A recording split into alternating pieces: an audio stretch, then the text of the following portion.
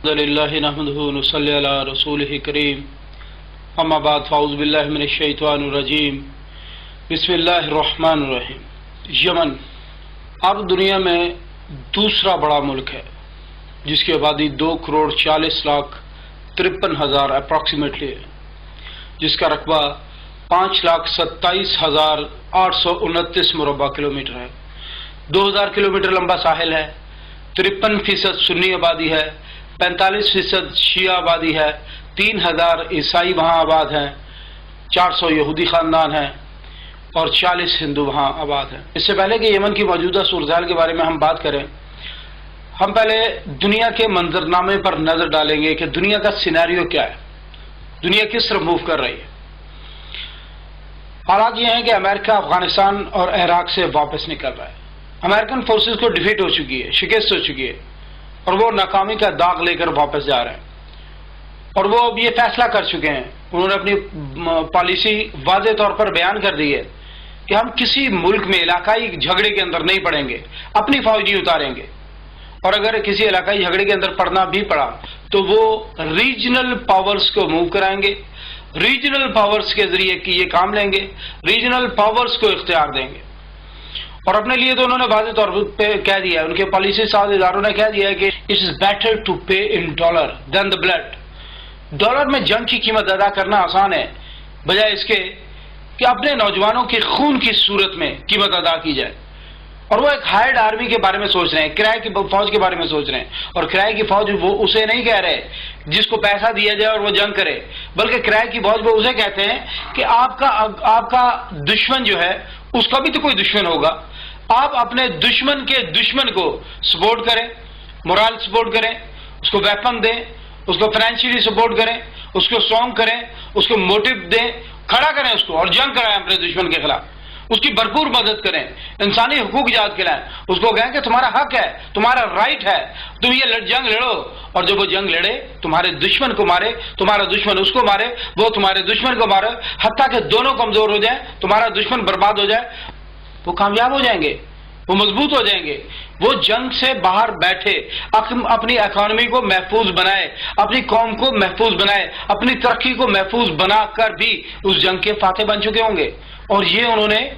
جنگ کی نئی حکمت عملی کے طور پر متعارف کرائی ہے۔ نیشنل ڈیفنس اکیڈمی، امریکہ کی نیشنل ڈیفنس اکیڈمی میں لیفٹیننٹ کرنل البرٹاس ان کا ایک آرٹیکل آیا، پیپر شائع ہوا، اور وہ پوری دنیا میں تہلکہ مچا گیا۔ وہ لکھتے ہیں The main concept of fifth generation warfare is identification of the enemy strength۔ پانچویں نسل کی جدید ترین جنگ ہے، اس کا جو مین کنسپٹ ہے وہ کیا ہے؟ دشمن کی طاقت کو پہچانو کہ وہ کہاں ہے، اس کے نوجوانوں میں، اس کی کسی پولیٹیکل پارٹی میں، اس کی کسی مذہبی جماعت میں، اس کے کسی قبیلے میں، کہاں ہے؟ وہ لکھتے ہیں کہ 60 قبیلے ہم نے مارک کیے افغانستان کی جنگ کے دوران کہ یہ جنگ لڑ سکتے ہیں ہمارے لیے، اور وہ کہتے ہیں آئیڈینٹیفیکیشن آف اینیمی اسٹرینتھ، دشمن کی طاقت کو شناخت کرو، and turning the strength against ہم، اور اس کی طاقت کو اسی کے خلاف موڑ دو، in a way that enemy even would not notice that he is at war، اور اس طرح کیا جائے کہ دشمن کو یہ اندازہ ہی نہ ہو کہ وہ جنگ میں اتار دیا گیا ہے، اس کے خلاف جنگ ہو رہی ہے، دشمن یہ جان ہی نہ سکے۔ اور وہ لکھتے ہیں کہ ان شارٹ، مختصراً، he is fighting against himself، وہ اپنے ہی خلاف جنگ لڑ رہا ہوتا ہے۔ کمال ہے، اپنے نوجوان، اپنی قوم کے، اپنے پولیٹیشنز کے، اپنی فوج کے، اپنی پولیس کے خلاف جنگ لڑ رہے ہوں گے، اپنے ملکوں میں تباہی مچا رہے ہوں گے، اور یہ امریکہ کی جنگ ہوگی، امریکہ کی نئی جنگ ہوگی، اس کے اپنے سولجرز کو نہیں اتارے گا بلکہ تمہارے نوجوانوں کو استعمال کرے گا، نوجوانوں کو، یوتھ کو استعمال کرے گا اور پھر برباد کر دے گا ملکوں کو۔ 2011 کے قریب ہم نے عرب سپرنگ، عرب بہار کا نام سنا تھا، اور یہ عرب بہار ہمارا تو خیال ہے کہ عرب خزاں تھی، عرب بربادی تھی، جس کے اندر عرب ہی نوجوانوں نے اٹھ کر عرب حکومتوں کے خلاف، عرب سیاستدانوں کے خلاف، عرب قوم کے خلاف جنگ لڑی، اور اس کو بہار کا نام دیا گیا۔ تیونس، الجیریا، لیبیا، مصر، بحرین، یمن، غرض یہ کہ ہر ملک کے اندر یہ جنگ مسلط کی گئی، اور کمال ہے اپنے ہی نوجوان اپنے ہی لوگوں کو مار رہے تھے۔ ایک ایک ملک کے اندر 50-50 ہزار لوگ مار دیے گئے، 10-10 لاکھ تحریر اسکوائر پہ لوگوں کو لا کر جمع کر لیا گیا۔ قوم جو چاہتی تھی وہ نہیں ملا، وہ اسلام کا جو خواب تھا وہ نہیں ملا، اپنا ہی ملک ٹوٹ گیا، اپنا ہی ملک کمزور ہو گیا، برباد ہو گیا۔ آج اگر سیسی چاہے کہ وہ جنگ کرے کسی ملک کے ساتھ، کسی بیرونی حملہ آور کے خلاف مزاحمت کرے، نہیں، فوج جنگ کے لیے تیار ہوگی، عوام جنگ کے لیے تیار نہیں ہوگی، عوام اس کے خلاف ہے، ملک کمزور ہو چکا ہے، اکیلا سیسی، اکیلی فوج جنگ نہیں لڑ سکتی۔ لیبیا آج دیکھ لیں کس حالت کے اندر کھڑا ہے، پوری عرب دنیا کے اندر تباہی مچا دی گئی ہے۔ ان کے اپنے نوجوان ان کے اپنی گلیوں میں، ان کے اپنے شہروں میں، ان کی اپنی املاک کو تباہ کر رہے ہیں، اپنی املاک کو برباد کر رہے ہیں، اپنے لوگوں کو قتل کر رہے ہیں، اپنا انفراسٹرکچر برباد کر رہے ہیں۔ اس کو کہتے ہیں سیبوٹاج، سیلف سیبوٹاج۔ حوثی باغی جو جنگ لڑ رہے ہیں یمن کے اندر، وہ کوئی ایک گروہ نہیں ہے، کوئی ایک جماعت جنگ نہیں لڑ رہی ہے، بلکہ حوثی قبائل کی جنگ لڑ رہے ہیں، عبداللہ صالح کی فوج جنگ لڑ رہی ہے، جنوبی یمن کی علیحدگی کی تحریک کی جو جنگ ہے وہ جاری ہے، القاعدہ والے علیحدہ اپنی پوزیشن لیے کھڑے ہیں، بیدا ٹرائب اپنی جگہ کھڑے ہوئے ہیں، مارب ٹرائب اپنی جگہ کھڑے ہوئے ہیں، غرضے کے بہت سارے منہ ہیں، بہت سارے رخ ہیں، کسی کا ایجنڈا دوسرے کے ساتھ نہیں ملتا، لیکن وہ جنگ کر رہے ہیں اور ان کو ایک ہی وقت میں موبلائز کیا گیا ہے، ایک ہی وقت میں ویپنائز کیا گیا ہے۔ آپ سمجھیے اس بات کو، ویپنائز کرنے والا کوئی ایک ہے جس نے ایک ہی وقت میں ان سب کو موبلائز بھی کیا، ان کو ویپنائز بھی کیا، ان کو تحریک دی اور باقاعدہ جنگ کے لیے آمادہ کر لیا۔ اور یمن کی موجودہ جنگی صورتحال جو ہے وہ اس کا پس منظر کیا ہے، کون جنگ لڑ رہا ہے، کون کر رہا ہے یہ سب کچھ۔ امریکہ کے پاس ساز ادارے شروع سے ہی تیل کے معاملے میں پریشان تھے کہ تیل عرب مسلمان ملکوں کے پاس ہے اور تیل کا استعمال وہ کر رہے ہیں، انہیں تیل کی ضرورت ہے۔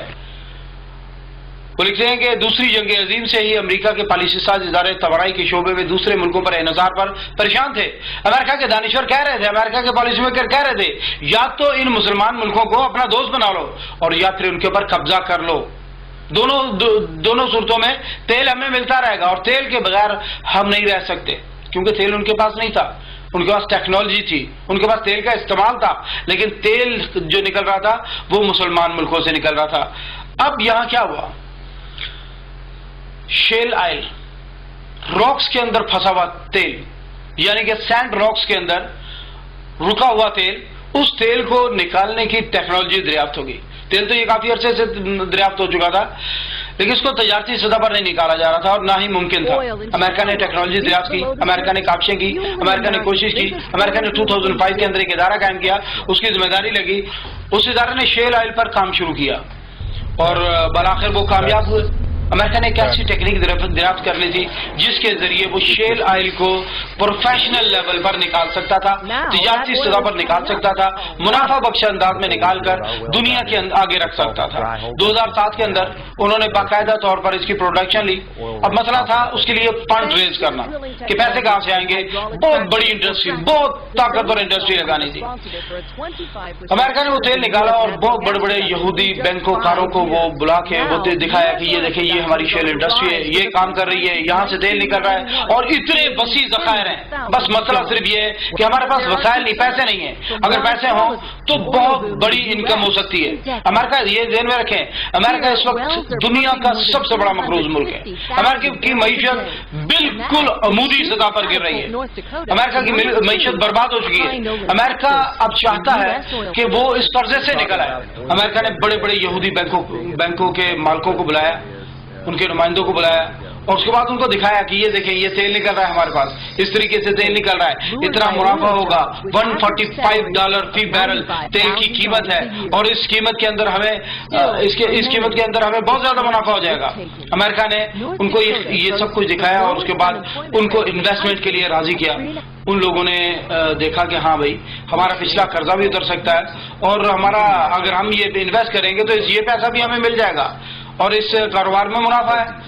انہوں نے انویسٹمنٹ کر دی 1000 ارب 996 بلین انویسٹمنٹ ہوئی، یعنی کہ اپروکسیمیٹلی 1000 بلین انویسٹمنٹ ہوئی۔ دنیا کا شیل آئل کا سب سے بڑا مرکز بن گیا امریکہ۔ دنیا کی سب سے بڑی شیل آئل کی انڈسٹری امریکہ میں لگائی گئی، جوائنٹ انڈسٹری تھی، لاکھوں لوگوں کو روزگار ملا وہاں پر۔ ان لوگوں نے تیل نکالنا شروع کیا اور